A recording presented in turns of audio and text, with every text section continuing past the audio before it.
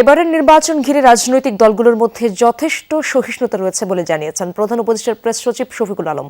বিকেলে foreign service একাডেমিতে এক সংবাদ সম্মেলনে তিনি এই কথা জানান। বলেন, অন্যবারের নির্বাচনের তুলনায় এবার অনাকাঙ্ক্ষিত ঘটনাও কম।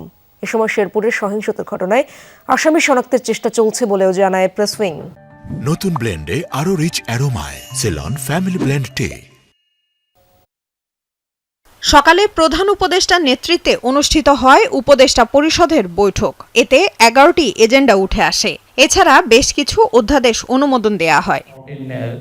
উপদেষ্টা পরিষদের বৈঠকের সিদ্ধান্ত জানাতে সংবাদ সম্মেলনের আয়োজন করে প্রেস উইং। এ সময় প্রধান উপদেষ্টার প্রেস সচিব শফিকুল আলম বলেন, আসন্ন নির্বাচন ঘিরে রাজনৈতিক দলগুলোর মধ্যে যথেষ্ট সহিষ্ণুতা রয়েছে। অন্যবারের নির্বাচনের তুলনায় এবার অনাকাঙ্ক্ষিত ঘটনা কম বলেও জানান তিনি। রাজনৈতিক দলগুলোর মধ্যে এখনো যথেষ্ট সহিষ্ণুতা আছে এবং একটা দুইটা অবশ্যই আইসোলেটেড ঘটনা ঘটছে, আমরা সেটা অস্বীকার করছি না। এই ইলেকশন শিডিউল ঘোষণার পরে মারা গিয়েছেন মোট 4 জন। 2014 সালের 5ই জানুয়ারি যে ইলেকশন হলো তার আগের আপনি যদি ইলেকশনের সহিংসতা দেখেন, ওই ইলেকশনে 115 জন মারা গিয়েছিল। সে অনুযায়ী আমরা মনে করি যে রাজনৈতিক দলগুলো যথেষ্ট সহিষ্ণু আচরণ করছেন, তারা ভালো ক্যাম্পেইন করছেন।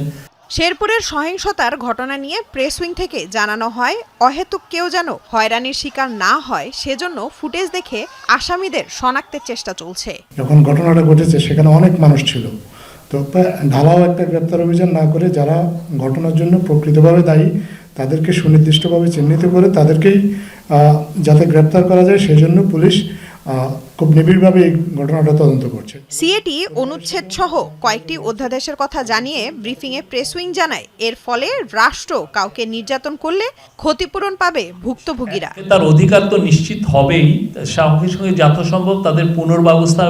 লামিয়া তিথি, যমুনা নিউজ, ঢাকা।